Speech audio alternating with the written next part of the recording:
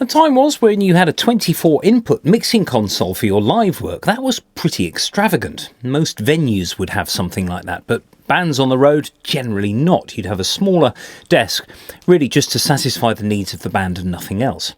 However, over the years, there have been more things like synths on stage and more triggers and samplers and things, so we do need all of these inputs. But these old mixing desks, they're really heavy, really costly. You've got to have somebody there all night to do all your sound, including your monitors. And of course, you have to have them serviced. They're generally a bit of a nightmare. You need a van to put it in. Now, over the years, things have got much, much smaller, more convenient, not necessarily better. However, convenience really is king here. And I'm going to demo a piece of kit today that is really fantastic. It's this. It's the Soundcraft Ui24r. And this little box, which you can hold with one hand, has 24 inputs on it. Let's have a look.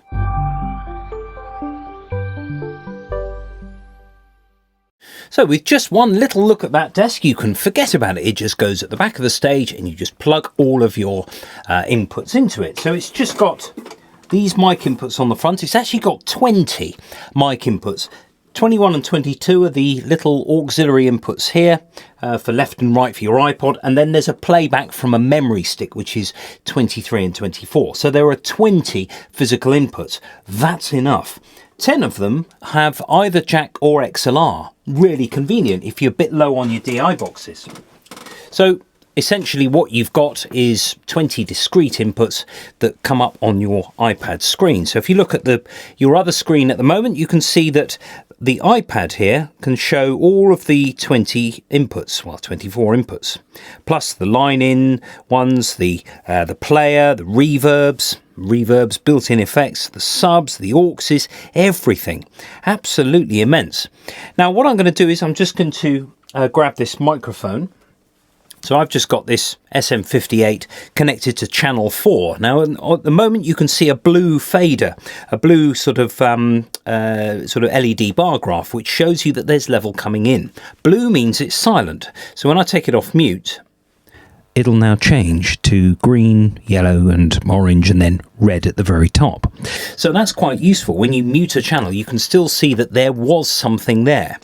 So if I just, at the top, we've got a few buttons which allow you really to get to pretty much everything you need. There's no deep menus here. Of course, there are settings, things like local area network settings, what the foot switch does if you connect it, all sorts of other settings of the desk. But really, that's something for the instruction manual. The convenience is what I'm going to show here. At the top left, we've got a meter button. So this shows you 1, 2, 2. Basically everything that's going on in the mixing desk. We've only just got the one input at the moment, but you can see at a glance all of your meters. Now, if I just click the mix and gain button next to it, it turns red. Now, helpfully, all of the controls on this mixing desk are all faders, are all things that you can drag, not rotary ones. They're a pain in the neck because you have to set the rotary thing and then it might sort of interpret what you've just tapped in on the screen, which would end up in either feedback and you killing the tweeters of your PA or just generally a nuisance. So your gain control, where you can also find your 48 volts and your phase reverse and also a delay. Now that's really handy. If you've got a room of a certain size, you can actually delay some of the inputs to get rid of any phasing problems you might get in your venue. Lots has been thought about. Indeed, there is one review of this that says the only con that this has is that it doesn't make Earl Grey tea. Well, I don't much like Earl Grey tea, and first world problems aside, this thing is amazing. Now, if I just press the mix and gain button again, you can see essentially your channels. So you can solo it out, or you can mute, you can do all sorts of things. There's actually a solo lock on here, I forgot to do that. There's also a pan control, 1, 2, 2, 2, 2, 2, 2, so you can just set that to wherever you want. If you double click on the R23 as it is at the moment, it resets it back to the middle. There we go. Just click on the pan control, it puts it back in the center. Now, the next one along, we've got the edit button. Now this allows you to set things like your equalization, the gate, compressor, effects sends, aux sends, patching, everything. So just a little play with the EQ. You can just raise your sort of, you can tweak your mids or just scoop your mids, or you can boost your top end, of course avoiding feedback. You can of course do a high pass filter anywhere you like. You just drag that to the right and you can get rid of all your bass end, and then it's completely silent. And there's a low pass filter as well. You can set the slope of that here, the 12, 24, or 36 dB per octave. And there's also all sorts of other things here. There's a de-esser as well. How handy is that for your vocals? So you really can protect your PA speakers from somebody with lots and lots of sibilance. If I go to the gate, you can just set this so that the gate just kicks in above a certain level. Really handy for toms or anything that just might be ringing about on stage. There's a compressor with a soft knee and hard knee. At the moment it's a hard knee, and then you can just press it for soft. The effect sends. Now I'm just going to we've got 4 effects built into the Ui24. The first one by default, and actually it's fixed, is a reverb, and it's very nice. 1 2 2 2 2 1 2. Lovely. The second one is just a delay. Lovely. The third one I've got set to chorus, so it's all very space age and lovely. And then a room at the end. 4 effects. Really, if you need more than that, you've got to ask yourself really, what you're doing, because actually there's masses here. Now you can actually decide the effects here. If I go to the chorus and hold it, I can select a delay instead, or I can go to the delay one, hold it down and select a reverb, go to the room one, and you can select a delay. So whatever you want to do. The first one, if I click and hold on it, it is a reverb only. It doesn't actually do anything else. But well, what more do you want? The aux sends. Now the Ui24 has 10 auxiliary sends. 8 of them are XLRs on the front panel, and the other 2 are, well, you send those to your headphones. So you can have either 10 mono auxes on stage, which is fantastic. I mean, if you've got a 10-piece band with 20 inputs and 10 auxes, everyone's going to be completely happy. Now 10 is also the magic number of devices that you can also connect up to this thing. I've got my iPad at the moment, which you're looking at. I've also got my phone. So if you look at the your screen will now change to the phone view. So this is just an Apple smartphone. Now, there is no application that you need to download for this. You simply go on the internet and type 10.10.1.1 into your browser, having selected the Wi-Fi of the Ui24, and you're straight in. So no more, oh no, I haven't got the app, or I've got to download it. I've got to go into the, the bar or outside to download this app for this mixing desk. And no, it doesn't work with this iOS or this. None of that. This is quite clearly been thought through very, very carefully. So it's simply an internet browser. How easy is that?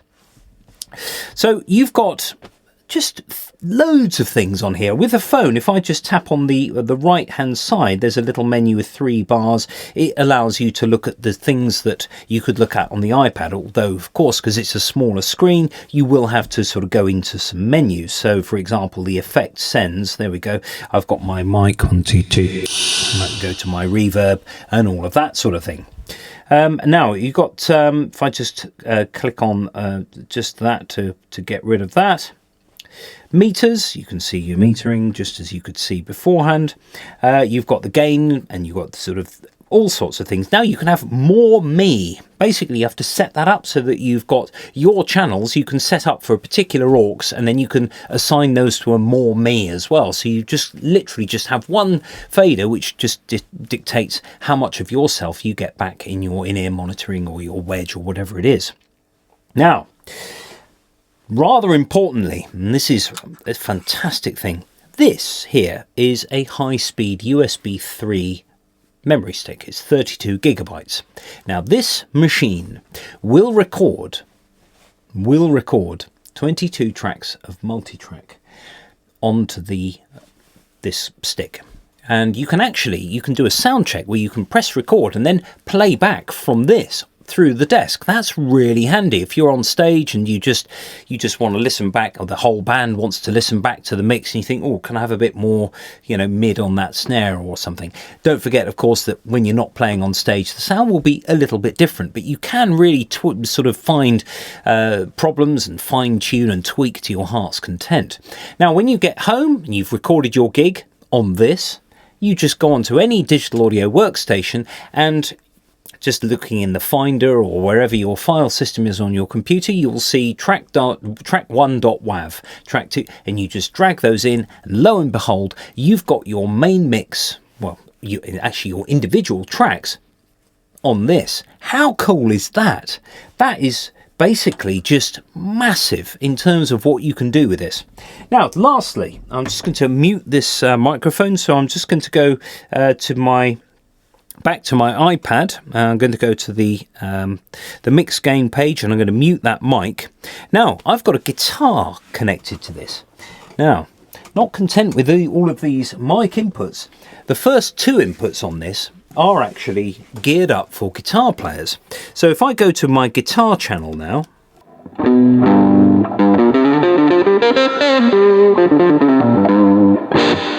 that is the sounds of the guitar processing that's built into this. So if you're doing a small gig somewhere, you've got a little PA speaker, just take your guitar, plug straight into the desk. You don't need amps, you don't need anything. Really, really handy if you're trying to keep the overall volume down. So if I go into this particular channel, if I click the edit button, on the left hand side, you'll see the Digitech. So this is all Digitech plugins. So at the moment, I've got the Soldano amp. I can Messer triple rectifier,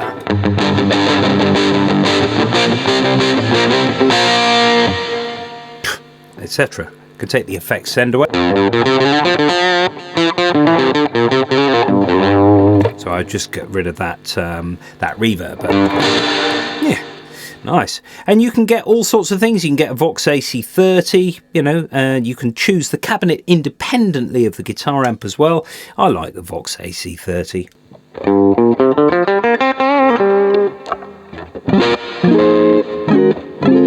You have your gain control, so you can just sort of, get rid of your distortion if you like. Now, the bass, middle and treble controls are really wide-ranging. Don't expect them to do what a guitar amp will do.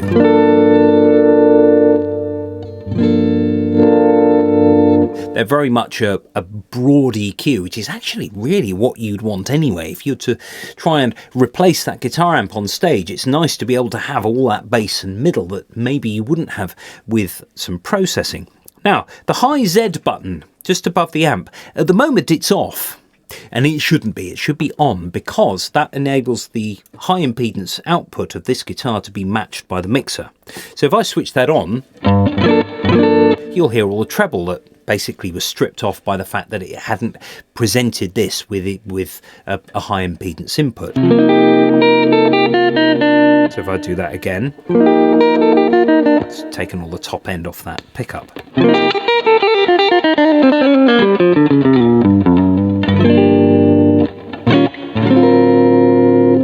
And there you are. Now, your aux sends, you can actually gang these together.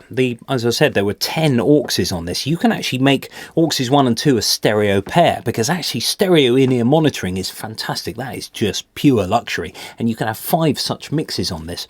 You can also send the reverbs back to your auxes as well. So if you've got a wedge monitor and you want a bit of reverb that's going out the front, you have an independent control of how much of that reverb you get back. Of course, you can't switch the reverb. You can't have a shorter reverb time in your monitor, unless of course you've got 2 reverbs set up on your desk. But you can't sort of have lots and lots of different reverbs of the same sort of, different settings of the same reverb. But really, what do you want out of this? Now, price tag wise, this is really cheap.